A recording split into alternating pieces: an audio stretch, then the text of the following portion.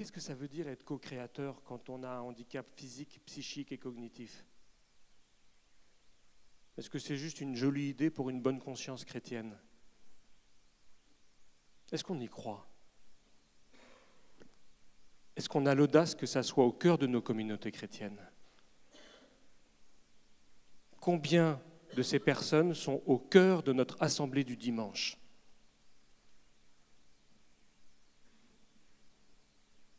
Quelle place? L'audace. Si on les cache, vous savez, ça fait du monde. Hein. Et puis le plus douloureux, c'est que si on les cache, nous, on doit se mettre un masque. Parce que si on les cache, ça veut dire qu'on n'accepte pas la fragilité et qu'on doit mettre un masque sur notre propre fragilité. Est-ce qu'on ne voit pas là la raison de la comédie humaine? Est-ce qu'on ne voit pas là la source du péché? Dans la Genèse, avant le péché originel, Adam et Ève sont nus. Pourquoi ils sont nus? Ils sont nus parce qu'ils ont l'audace de la nudité. Et c'est quoi l'audace de la nudité? L'audace de la nudité, c'est l'audace de ne pas avoir peur de ma fragilité et de la différence de l'autre. Et le péché originel, là où le malin connaît très bien l'homme, c'est qu'il va venir le toucher en mettant un grand frein à l'audace. Et ce frein à l'audace, il le met au cœur de notre être en disant « Regarde comme tu es petit, regarde comme tu es incapable ». Il va déclencher au cœur de notre être une peur parce que profondément on connaît nos fragilités. Et profondément, elle nous fait peur dans une société qui nous dit qu'il faut être grand, puissant, fort, rentable, efficace, etc.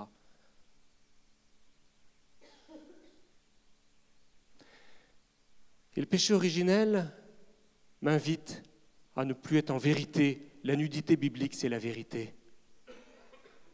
Et on voit arriver la feuille de vigne. Vous voyez, la conséquence du péché originel, c'est la feuille de vigne. Je cache ma différence. Je cache ma fragilité, je cache ma nudité, je cache la vérité. Je vous propose que ce thème de l'audace ce week-end soit celui de la nudité.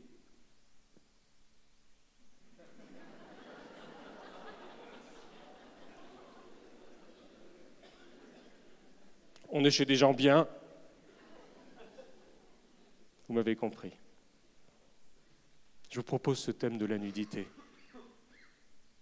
Je propose que ce week-end nous permette de mettre face à moi-même, face à toi, face à Dieu, dans ce regard de vérité sur la nudité.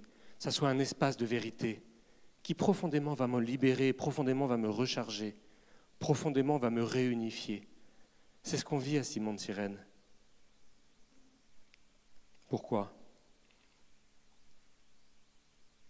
Je fais partie de la communauté de l'Emmanuel, on a un parcours qui s'appelle Présence et témoignage, et c'est très intéressant parce que souvent on fait l'exercice de proposer à chacun de prendre un papier et un crayon. Je ne vais pas vous le faire, on m'a donné que 30 minutes.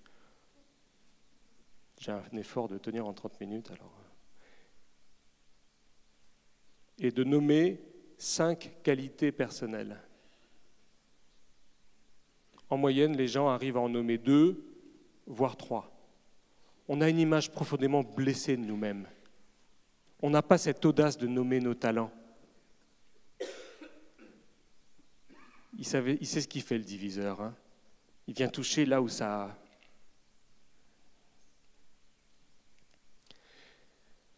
Alors quand je me réveille avec toutes ces lésions cérébrales et que je dis « Pourquoi tu m'as gardé en vie ?» Je touche au cœur de cette question. Si la vie, c'est l'efficacité, la rentabilité, etc., il faut arrêter l'orgueil technique de la médecine. Hein. Il faut débrancher. D'ailleurs, majoritairement maintenant, je peux vous en témoigner, je l'ai entendu de mes oreilles, on vous propose de débrancher. C'est plus rapide, moins coûteux. Mais si ensemble, on va manifester dans la rue pour ne pas débrancher, on ne peut pas s'arrêter à la manif. Il faut qu'on soit cohérent. Hein. La parole que je prononce, dans une manif ou ailleurs, même dans ma prière, la parole que je prononce, c'est mon être que j'engage, disait Thomas More. La parole que je prononce, c'est mon être que j'engage. Je m'engage à quoi quand je défends la vie? À quelle audace je m'engage? Pourquoi tu m'as gardé en vie? Cette réponse-là, même si on a la chance d'avoir les balises de l'Évangile, pour qu'elle passe de la tête au cœur et à l'engagement et à l'audace, c'est des années. C'est un long chemin de conversion. C'est quoi la conversion? La conversion, c'est la déflagration du péché originel. Le péché originel, la feuille de vigne, j'ai peur de moi-même, donc j'ai peur de l'autre qui est différent de moi, donc je vais m'égocentrer. Je me replie sur mes peurs. Voilà le péché originel. Et la conversion, c'est comme au ski. On apprend à prendre ses skis, c'est compliqué, on se casse la figure souvent. Pouf, pour faire un demi-tour et se tourner vers l'autre ou le tout autre.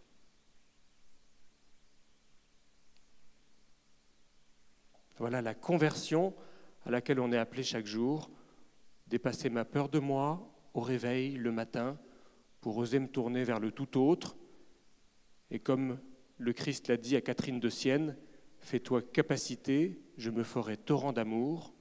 Et c'est dans ce torrent d'amour, en recevant dans mon vase d'argile ce torrent d'amour le matin, que je vais recevoir l'audace de l'Esprit Saint pour dépasser ma peur de moi et aller vers l'autre, chaque jour. Et la personne la plus fragile qui me dit « Pourquoi tu m'as gardé en vie ?» elle va m'y inviter. Et c'est des années pour cheminer vers ça. Des années pour cheminer, pour dépasser ma peur de l'autre qui incarne toutes les fragilités et toutes les différences avec son corps tordu, son aphasie.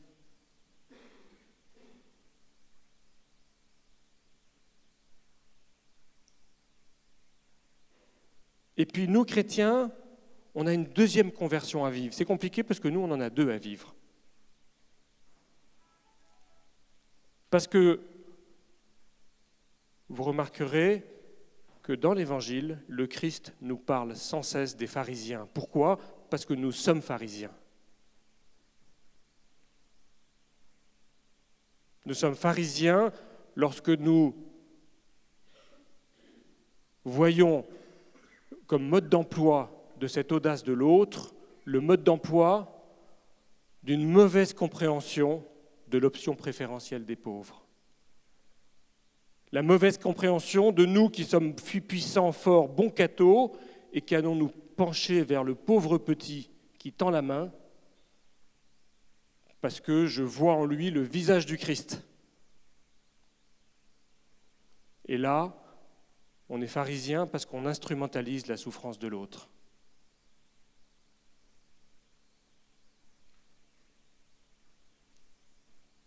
J'espère que je ne vous choque pas. C'est notre conversion profonde de chrétien. Est-ce que je suis le bon catho qui me penche vers l'autre, qui lui fait l'aumône d'un sourire, d'une pièce, même d'un repas? Ou est-ce que je crois que l'autre est la porte étroite qui, parce qu'il est en vérité sur ses fragilités, ses pauvretés, qu'il ne peut plus cacher quand il est dans son fauteuil ou quand il est assis dans la rue, va m'inviter à cheminer pour me laisser transformer et passer par la porte étroite pour passer de la croix à la résurrection.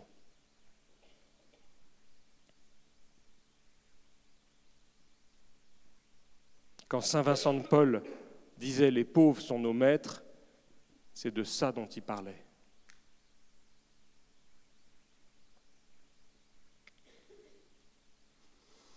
Pourquoi tu m'as gardé en vie? Quelle audace! Quelle audace! pourquoi tu m'as gardé en vie si c'est pour être en marge d'un monde où il faut être encore une fois rentable et efficace? Et l'expérience familiale, l'expérience amicale, l'expérience associative, l'expérience d'église, c'est des années de conversion.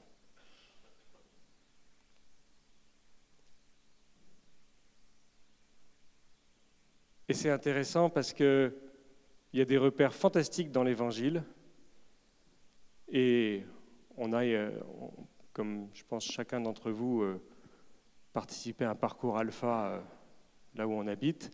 Et en fait, en réfléchissant à ce que je voulais vous partager ce matin, je me suis dit, le code génétique d'alpha, il est dans tout ce parcours de la vraie rencontre.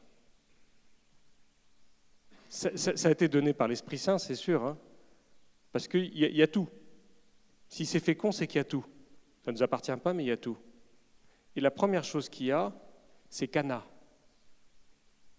Vous savez, le Christ passe de la vie privée à la vie publique par Cana, par un repas. Pourquoi? Mais parce que quand on a passé des années après l'hôpital, après la lente et douloureuse acceptation que ma vie n'est plus ce qu'elle était, un autre jour, Jean Vanier me disait « Mais Laurent, est-ce qu'à Simon de Cyrène, tu permettras aux gens d'être en colère ?» Est-ce qu'on permet aux gens d'être en colère quand ils souffrent, ou est-ce qu'on est des bons chrétiens French doctors qui veulent régler de la souffrance du monde?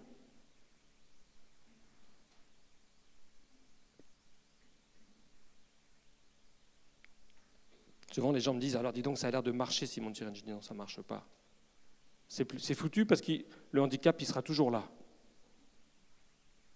La souffrance, elle sera toujours là. Il n'y a rien qui marche.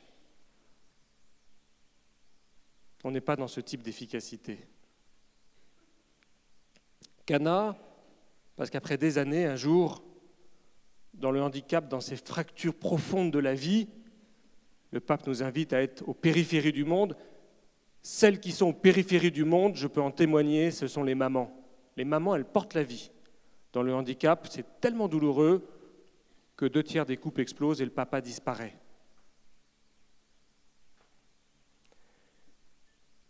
Les mamans sont là, les mères courage. Et les mamans, la mienne et d'autres, ont dit un jour, on va arrêter de regarder le handicap. On va regarder les capacités du corps tout blessé, qui ne se rappelle pas de ce qu'il a fait 5 minutes avant, qui bave, qui a besoin d'aide pour aller aux toilettes. On va regarder les capacités. Et les capacités, c'est Cana. Les capacités, c'est la capacité à ensemble célébrer la vie. Un ami éducateur social m'avait dit un jour, tu sais, dans le quart monde, le grand signal rouge, c'est quand la maman ne célèbre plus l'anniversaire de son enfant. Quand on n'est plus en capacité de célébrer la vie, la culture de mort. Quand une société, comme c'est le cas en France et en Europe, ne permet plus à la petite fille de 3 ans, le jour de son anniversaire, de préparer amoureusement un gâteau et de l'amener à ses amis pour le partage à l'école. C'est interdit, c'est du pénal pour la maîtresse d'école. C'est notre société aujourd'hui.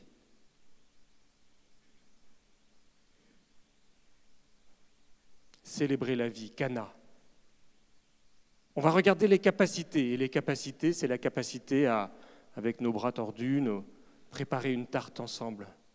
Ça met 2 heures, elle est brûlée, mais on l'a préparée ensemble. Et puis il y a une telle joie à la goûter et à la manger ensemble que la sonnette sonne. Et ce petit groupe, on se disait on va rester à 4-5, c'est devenu 10, 20, 30, 40, 50, 100 personnes. Parce que dans nos grandes villes, 1 personne sur 2 vit seule. Et que la personne fragile qui lui dit « Viens, veux-tu être mon ami ?» La personne seule, un peu dépressive, un peu angoissée, un peu chômeuse, un peu ceci, un peu cela, elle dit « Ça me fait du bien. Enfin un lieu où je peux tomber les masques. Enfin un lieu où je peux être moi-même. Enfin un lieu où je ne suis pas obligé d'être en représentation. » Deuxième secret d'Alpha. Ce temps du repas, c'est un temps où nous ne cherchons pas à convaincre. Nous cherchons simplement à accueillir et à être bien ensemble. Deuxième raison du succès de la fécondité d'Alpha. être bien ensemble. J'ai passé une année chez les Baoulés, en Côte d'Ivoire, il y a 25 ans, je pensais être appelé au sacerdoce, une année de discernement. Et j'étais touché parce que chez les Baoulés, quand vous avez un repas, au milieu du repas, si tout se passe bien, on arrive à un moment de silence. À Paris, s'il y a un moment de silence pendant un repas, la maîtresse de maison est blême. Chez les Baoulés, s'il y a un moment de silence au milieu du repas, la maîtresse de maison se dit « on est suffisamment bien ensemble pour passer de la communication à la communion. Nous n'avons plus besoin de parler pour être bien ensemble. » Et ces repas, à Simon-de-Cyrène, c'est devenu des petits groupes d'amis qui se sont développés. Aujourd'hui, on y en a dans une dizaine de villes en France, qui après ça sont capables de dire « j'ai envie, ensemble, on a l'audace de vouloir être des vivants ». Et être des vivants ensemble, c'est rêver, et on a passé beaucoup de temps à dialoguer ça. Nicolas rappelait les voyages reportages qu'on a fait avec ma femme et nos enfants, nos bouquins, nos émissions de télé, Passeurs d'espoir. On a été voir des grands entrepreneurs sociaux dans le monde, confrontés au drame de l'humanité, là où on a l'impression qu'on ne peut rien faire. Et les 21 personnes qu'on a interviewées, tous ils ont fait des choses sans savoir que c'était impossible, comme disait Mark Twain, ils l'ont fait parce qu'ils se sont laissés interpeller par la dignité humaine bafouée. Ils ont eu cette audace-là. Et tous, ils sont passés par ce temps de l'amitié, en disant, si on veut faire pour, ça va planter. Si on veut faire avec, ça va marcher. On n'est pas les sachants qui se penchons vers les pauvres, on est des frères qui entreront en relation ensemble.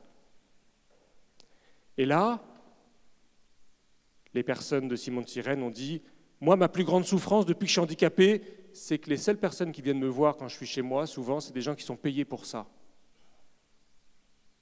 Pourquoi tu m'as gardé en vie ? Et puis, on ne peut plus avoir de famille. On ne pourrait pas créer une famille d'amis ensemble. On est tellement content de faire une tarte ensemble et de faire cana ensemble. Alors, dans la ville, moi, au début, je leur avais dit, on va faire ça à la campagne. Il dit, non, Laurent, tu vas nous rajouter un handicap. Trouve-nous un jardin, mais dans la ville. Et l'audace de cette relation, en vérité, c'est aussi l'audace de la providence. Lorsque les petits et les pauvres nous conduisent par la porte étroite, ils nous font goûter à la providence. Et aujourd'hui, on nous donne des terrains, on nous aide à construire des maisons. J'espère que vous allez nous aider à construire des prochaines maisons. J'ai mis des tracts Simon-de-Cyrène au fond de la salle, parce que on crée ces lieux où je ne suis pas à l'hôpital ou en institution, mais je ne suis pas tout seul chez moi perdu, et ensemble, on peut recréer cette famille. Et ces lieux-là, ils viennent irriguer le quartier, irriguer la paroisse. Et ces lieux-là viennent me dire que ma vie, si j'ai l'audace de la vivre en tant qu'enfant de Dieu, comme co-créateur, c'est une vie où je suis invité à tomber les masques, où je suis invité à passer de cette communication bavarde à cette communion, être bien ensemble, on n'a plus besoin de parler pour être bien ensemble, à passer de je suis un avoir, un savoir, un pouvoir, à je suis enfant de Dieu, co-créateur, parce que Dieu m'a invité à être humain. Comme c'est bon de goûter ensemble à la joie d'être enfant de Dieu, d'être être humain et de découvrir que la personne fragile et cassée m'invite sur ce chemin où je tombe les masques pour goûter la joie du mode d'emploi d'êtres humains qui, ensemble, peuvent devenir enfants de Dieu. Merci.